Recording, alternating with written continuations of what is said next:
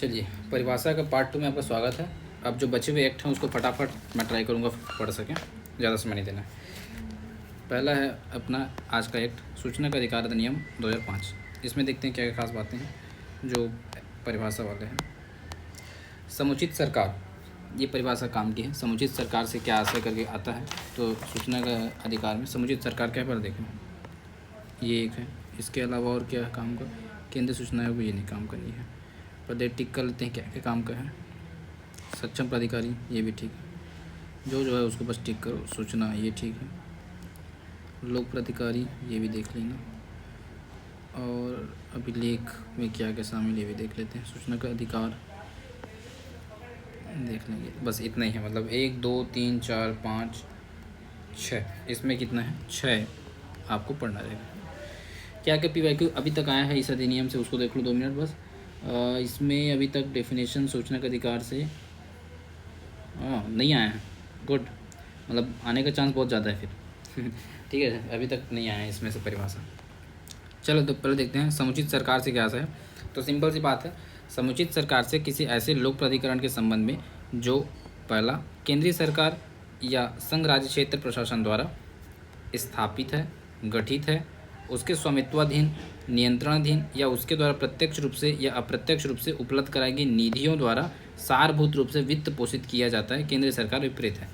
और same line यहाँ रहेगा, बस केंद्र सरकार की जगह पे राज्य सरकार इस द्वारा स्थापित। सीधी सी बात, ये लाइन याद रखो, पहला जो ऊपर दिया है, समुचित सरकार से किसी ऐसे लोक प्राधिकरण अभिप्रेत है, सीधा बोलो के संबंध छोड़ो, क्या बोलो, समुचित सरकार से किसी कोई ऐसा लोक प्राधिकरण अभिप्रेत है जो केंद्रीय सरकार द्वारा या संघ राज्य क्षेत्र, मतलब यूनियन टेरिटरी UT, तो केंद्रीय सरकार या संघ राज्य क्षेत्र प्रशासन द्वारा क्या क्या चीज़ है, या तो स्थापित किया जाएगा या गठित किया जाएगा या उसके स्वामित्वाधीन या नियंत्रणाधीन और उसके द्वारा वित्त पोषित है, प्रत्यक्ष या अप्रत्यक्ष रूप से क्या है, वित्त पोषित है।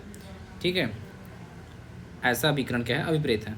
तो बस क्या पढ़ना है, याद करना है, समुचित सरकार से किसी कोई ऐसा लोक प्राधिकरण अभिप्रेत है जो केंद्र सरकार के द्वारा स्थापित है, गठित है या फिर केंद्र सरकार की निधियों द्वारा वित्त पोषित है, अभिप्रेत है। बस इतना बोल दोगे तो भी चल जाएगा काम। इसका दूसरा डिफिनेशन आता है सक्षम प्राधिकारी। सक्षम प्राधिकारी से अभिप्रेत कौन कौन हैं, तो जो मेन आपके डॉन लोग हैं वो सब आ जाएंगे इसमें। ठीक है, जो मेन है आपके हर संस्था के मेन, जैसे लोकसभा या किसी राज्य के विधानसभा या UT की ऐसी सभा है तो अध्यक्ष, राज्यसभा की दिशा में और विधान परिषद की दिशा में सभापति, जो मेन उसके अध्यक्ष हैं वो आ जाएंगे। ठीक है, लोकसभा, विधानसभा, UT विधानसभा के दिशा में अध्यक्ष, राज्यसभा, विधान परिषद के दिशा में सभापति, सुप्रीम कोर्ट की दिशा में मुख्य न्यायमूर्ति, हाई कोर्ट की दिशा में उस राज्य के उच्च न्यायालय के मुख्य न्यायमूर्ति, संविधान द्वारा या उसके अधीन स्थापित या गठित प्राधिकरण जो है उसके प्राधिकरणों की दशा में कौन आ जाएगा, राष्ट्रपति या राज्यपाल, और अनुच्छेद 239 के अधीन नियुक्त प्रशासक। इतने लोग प्राधिकारी या सक्षम प्राधिकारी जैसे बोलते हैं, सक्षम प्राधिकारी के रूप में आएंगे। तो 5 नाम है, 5 मैं आपको याद करा देता हूँ।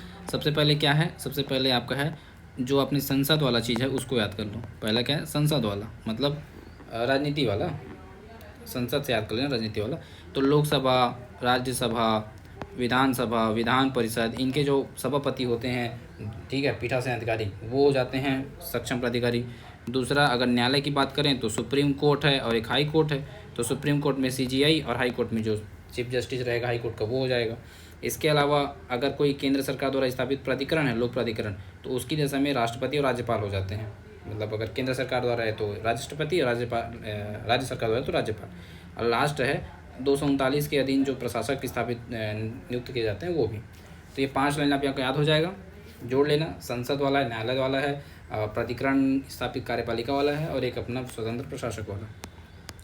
सूचना से क्या आशय है, तो सूचना से किसी इलेक्ट्रॉनिक रूप से धारित अभिलेख, इसमें जितने सारे कीवर्ड दिए हैं ना, अभिलेख, दस्तावेज, ज्ञापन, ईमेल, मत, सलाह, प्रेस विज्ञप्ति, परिपत्र, आदेश, लॉग बुक, संविदा, सब याद नहीं करना है 5-6 याद कर लो बस, जैसे शुरू का याद कर लो।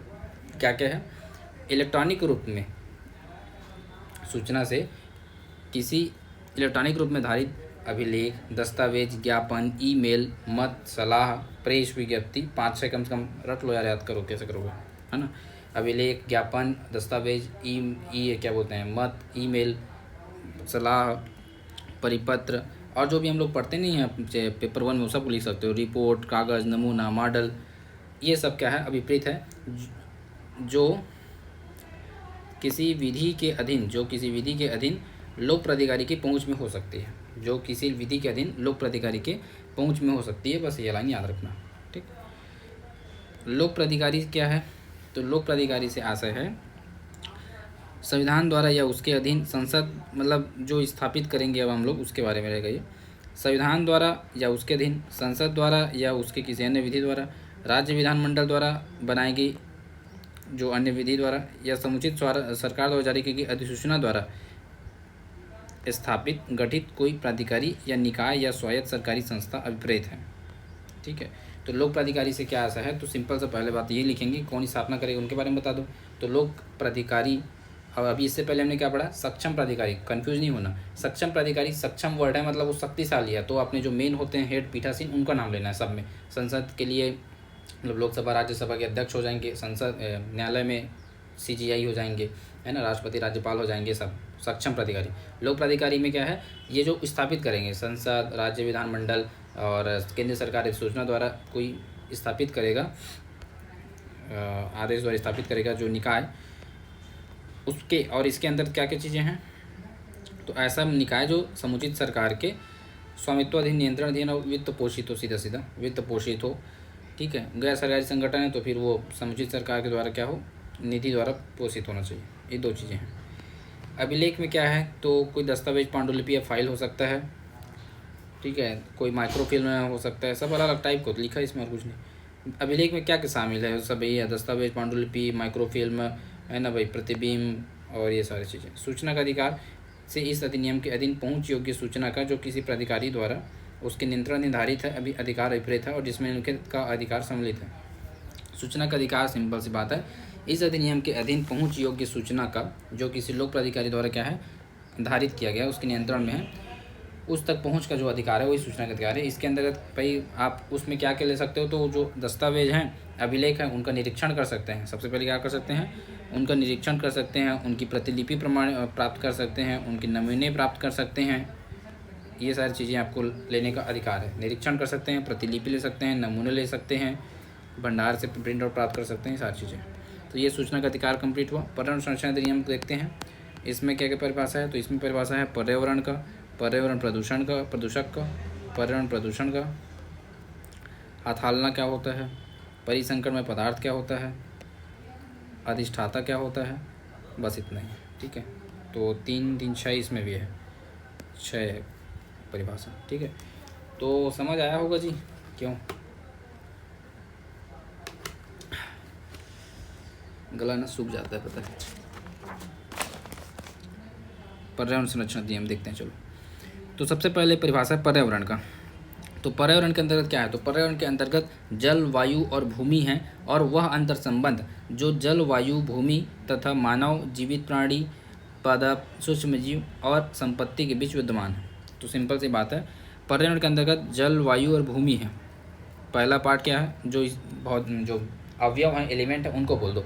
पर्यावरण के अंतर्गत जल, वायु, भूमि है। दूसरा पार्ट में जोड़ो, वह अंतर संबंध है, अब रिलेशन बता रहा है, और वह अंतर संबंध है जो जल, वायु, भूमि तथा किनके बीच, मानव, प्राणी, पशु पक्षी, जीव जंतु इन और संपत्ति के बीच में क्या है, विद्यमान है। 2 पार्ट में है पर्यावरण को डिवाइड किया गया है। तो पर्यावरण के अंतर्गत जल, वायु, भूमि है, और वह अंतर संबंध है जो जल, वायु, भूमि यानी अजैविक कारक, और जैविक कारक में मनुष्य, पादप, जीव जंतु, सूक्ष्म जीव और संपत्ति के बीच में विद्यमान, ठीक है। तो पर्यावरण को 2 भाग में डिवाइड कर दिए अपन। पर्यावरण के अंतर्गत पहले अजीविक का नाम ले दिए, जल, भूमि, वायु है। फिर दूसरा में एक रिलेशन बता रहे हैं, ये भी पर्यावरण के अंतर्गत आता है, और वो रिलेशन किसके बीच रहेगा, जैविक और अजैविक चीज़ों के बीच में, जल, वायु, भूमि, मानव, जंतु, पादप, सूक्ष्म जीव और संपत्ति के बीच। सिंपल सा है, इंपॉर्टेंट है, याद रखना। पर्यावरण प्रदूषक क्या है, तो पर्यावरण प्रदूषक से कोई भी ऐसा ठोस, द्रव या गैसीय पदार्थ अभिप्रेत है। ठोस, द्रव या गैसीय पदार्थ अभिप्रेत है। ठोस हो सकता है, द्रव हो सकता है, गैस हो सकता है, जो ऐसी सांद्रता में विद्यमान है, जो पर्यावरण के क्या है, क्षतिकर हो सकता है। बस इतना याद रखो। इतने तो है ही और क्या ठीक है, चलो कोई नहीं। पर्यावरण प्रदूषक क्या है ना। तो अभी तक जो लोग पार्ट 1 देखें परिभाषा का देख लो, उसमें पहले का मैं एक्ट कंप्लीट किया था, और बाकी एक एक एक्ट को मैं एक एक डेफिनेशन वीडियो में बताया हूँ, तो आप वो देख सकते हैं। फिलहाल हम लोग परिभाषा देख रहे हैं बाकी बचे हुए एक्ट का। पर्यावरण प्रदूषण में प्रदूषक, तो सिंपल सी बात है, पर्यावरण प्रदूषक से कोई ऐसा ठोस, द्रव, तरल पदार्थ अभिप्रेत है जो ऐसी सांद्रता में विद्यमान है जिससे पर्यावरण क्या हो सकता है, क्षति हो सकता है, जो पर्यावरण के लिए क्षतिकर है। ठीक है भाई, सिंपल सी बात।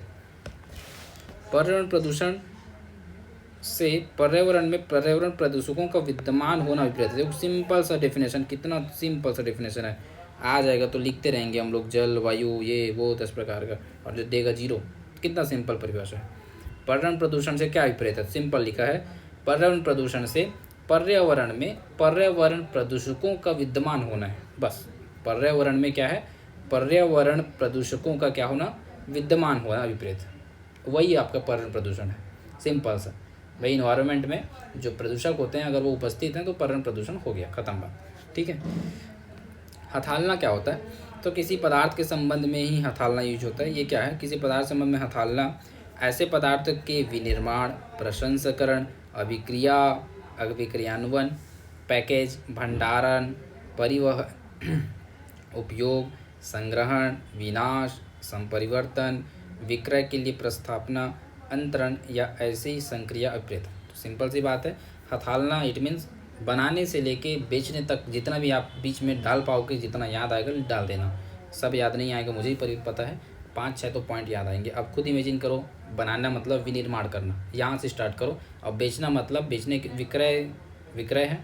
अब विक्रय से पहले फिर जितना स्टेप आपको याद आते जा रहा है डाल देना।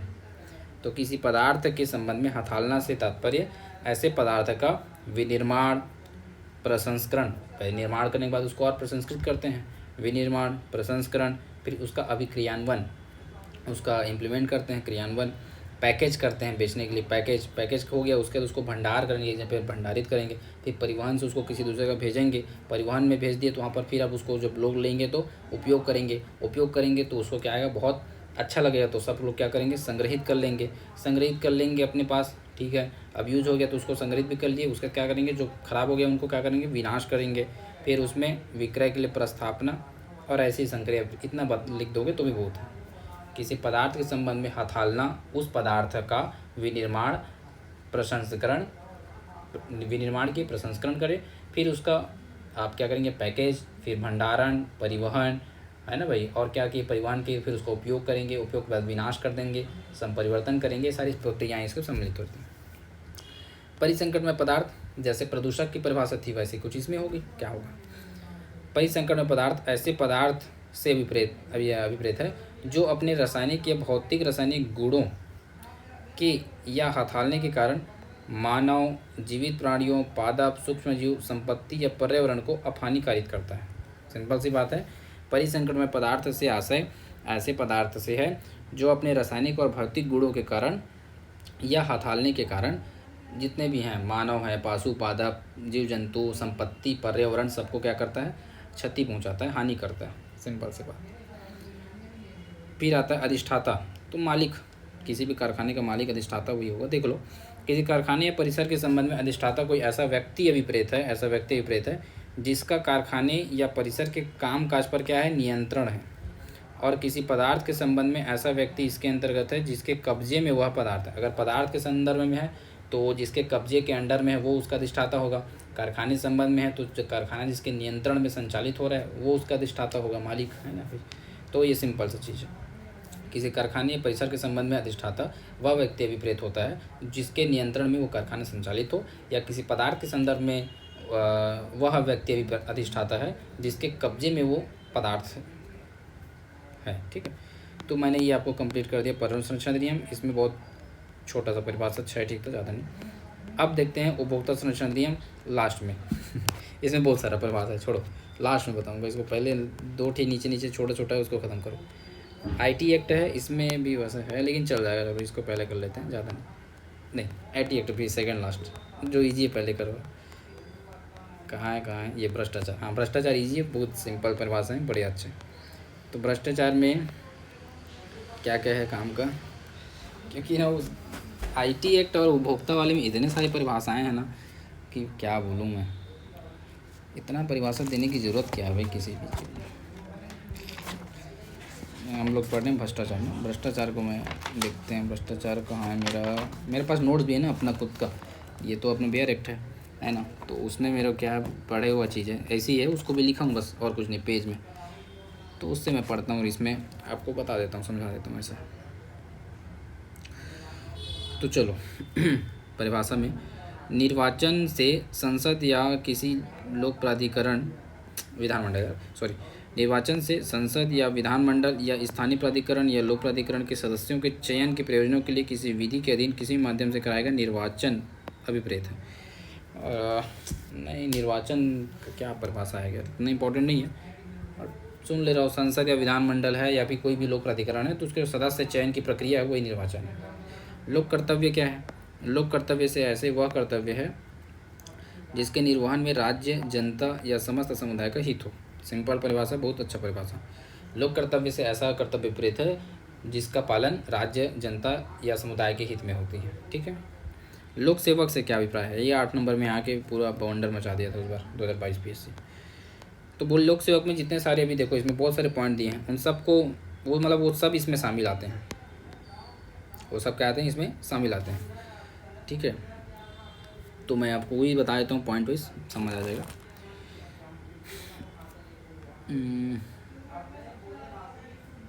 क्या क्या चीज़ शामिल है? तो लोक सेवक में सबसे पहले कोई व्यक्ति जो सरकार की सेवा में है, उसके वेतन पर है, किसी लोक कर्तव्य के पालन हेतु सरकार से फीस या कमीशन के रूप में पारिश्रमिक पाता है, तो वो लोक सेवक कहलाएगा। जो कोई व्यक्ति सरकार की सेवा या उसके वेतन पर है या और किसी लोक कर्तव्य के पालन के लिए सरकार से क्या पाता है, कमीशन या फीस पाता है, तो वो व्यक्ति लोक सेवक होगा। दूसरा, कोई लोक प्राधिकरण की सेवा में है या उससे वेतन पाता है, वो व्यक्ति होगा। तो पहला व्यक्ति जो किसी सरकार की सेवा वाला हो गया, दूसरा जो किसी लोक प्राधिकरण की सेवा वाला हो गया, तीसरा जो किसी निगम, क्या है, स्थापित जो नियम, तो किसी निगम में जो सेवा कर रहे हैं वो हो गया। कोई न्यायाधीश जो किसी न्याय निर्णयी कार्यों में कृत्य है, न्यायाधीश भी आ जाएगा लोक सेवक में। इसके अलावा आपका लोक प्राधिकरण वाला भी ये सब है। और कुछ नया देखते हैं ना, इसी से कितना पढ़ेंगे। निर्वाचन के भाग का संचालन करने वाला, निर्वाचन के भाग का कोई संचालन कर रहा है, वो भी लोक सेवक है। ये पॉइंट बस याद रखना, 5-6 बस, और कुछ नहीं। क्या क्या? जो कोई व्यक्ति सरकार की सेवा में हो गया वो हो गया, दूसरा कोई लोक प्राधिकरण की सेवा में है वो हो गया, सरकार द्वारा स्थापित जो निगम है उसकी सेवा में है वो लोक सेवक हो गया, न्यायाधीश जो किसी न्याय निर्णय कार्यों में संलिप्त हैं वो हो गए लोक सेवक, है ना भाई। जो MP MLA होते हैं वो भी लोक सेवक हैं, तो उसको भी जोड़ दो भाई। संसद के सदस्य लोक सेवक हैं, विधानसभा के सदस्य लोक सेवक आ जाएंगे, निर्वाचन का संचालन करने वाला लोक सेवक आ जाएगा, लोक कर्तव्य का पालन कर रहे हैं वो लोक सेवक कहलाएगा, सोसाइटी में है वो लोक सेवक कहलाएगा। ऐसे पॉइंट आप लिख सकते हो, सब इसमें दिया हुआ है, कुछ नया नहीं बता रहा हूँ, इसी में कहे बस मैं आपको कीवर्ड बता दिया सबका। कोई आयोग या बोर्ड का कोई सदस्य है वो हो जाएगा, विश्वविद्यालय का कुलपति है वो हो जाएगा। जहाँ जहाँ आप लोग मेन देखते हो सबको डाल देना चलेगा। असम्यक लाभ से कोई ऐसा पारितोषण विपरीत है जो विधिक परिश्रम से भिन्न हो। ठीक है, विधिक पारिश्रमिक तो कोई लोक सेवक को संदत जो मतलब दे पारिश्रमिक है जो उसके नियम अनुसार वो हो जाता है। तो चलो ये हो गया आपका भ्रष्टाचार वाला। अब इसके बाद फिर IT, उसके बाद फिर उपभोक्ता, फिर ये परिभाषा वाला कंप्लीट। IT वाले को वैसे मैं ना जब IT का एक्ट पढ़ा रहा था तो परिभाषा में पढ़ाया था, आप लोग को याद होगा। अभिगम, प्रेषिती, इलेक्ट्रॉनिक चिन्हक लगाना, समुचित सरकार, असमित गुण प्रणाली, ये आया हुआ है क्रिप्टो वाला सिस्टम, प्रमाणकर्ता अधिकारी, संचार युक्ति, कंप्यूटर नेटवर्क, कंप्यूटर साधन, कंप्यूटर प्रणाली, नियंत्रक, साइबर कैफ़े, साइबर सुरक्षा, डाटा। देखो सब डाटा इसमें मतलब इम्पोर्टेंट लगता है यार, इसमें कैसे छोड़ दूँ लग रहा है किसी को। इलेक्ट्रॉनिक रूप से प्रकाशित राजपत्र, इलेक्ट्रॉनिक अभिलेख, इलेक्ट्रॉनिक चिन्हक, फलन, सूचना, मध्यवर्ती से क्या आशय है, असमित प्रणाली, कुंजी युग्म से क्या आशय है, प्राइवेट और वो कुंजी प्रवर्तक क्या होता है, सब परिभाषा काम का साल है इसमें। कितना पढ़ेगा आदमी। प्राइवेट कुंजी और लोक कुंजी ये क्या है, ये याद रखो कम से कम। बस इतने ही, चलो मतलब ये 10-15 ठीक परिभाषा, जितना आप लोग टोटल में पढ़ेंगे उतना इसमें है ना भाई। तो थोड़ा सा देख के पढ़ना पड़ेगा, ज़्यादा इम्पोर्टेंट बस देख लो, ज़्यादा नहीं। वैसे इसके टर्म्स भी थोड़े कठिन ही है ना, दिक्कत ये भी हो जाता है। अभिगम से इसके व्याकरणिक रूप, अरे यार छोड़ो यार इस एक्टर को ना एक्चुअल बता रहा हूँ, 2 नंबर आएगा जाने देना, मतलब दिमाग कचर है ना, इसको आप ना मत पढ़ो, मतलब इसको बस याद रखो। असमित गुण प्रणाली इजी है। ऐसा कुंजी युग्म का ऐसा पेयर होता है जिसमें एक जो है क्या होता है, क्या बोलते हैं, प्राइवेट कुंजी होती है और एक होते है पब्लिक कुंजी। तो वो दोनों का जो पेयर होता है उसी को बोलते हैं असमित गुण प्रणाली। ठीक है, ये याद रखना, क्योंकि इसमें सच में इतना परिभाषा भरा हुआ है ना, और किसको पढ़ो किसको ना पढ़ो। साइबर कैफ़े ऐसी सुविधा विपरीत है जो किसी व्यक्ति द्वारा जनता को कारोबार के साधारण क्रम में इंटरनेट तक पहुंच स्थापित करता है। तो इंटरनेट पर पहुंच स्थापित करेगा साइबर कैफ़े हो गया। इतना बड़ा परिभाषा कोई छोड़ने लायक चीज़ नहीं लगता है, उससे अच्छा सब छोड़ो, मत पढ़ो कुछ भी।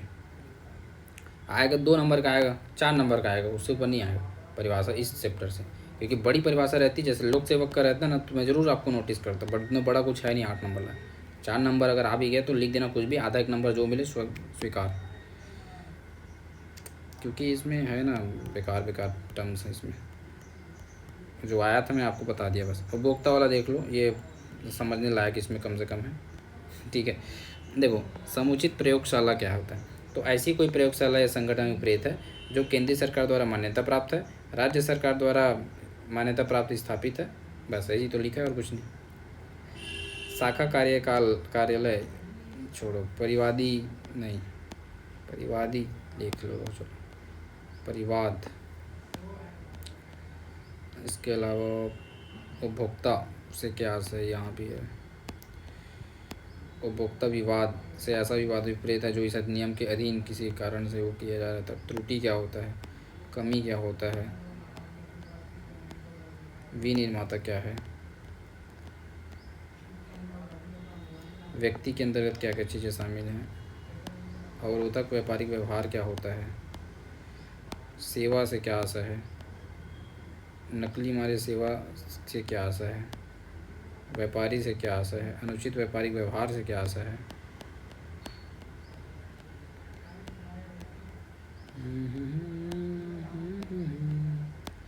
और कुछ ये उसी में आ रहा था, पूरा हो गया। तो चलो इसमें जो काम का उसको देख लेते हैं बस, फिर हम लोग का ये परिभाषा वाला कंप्लीट हो जाएगा, आप लोग इस एक्ट को देख लेंगे।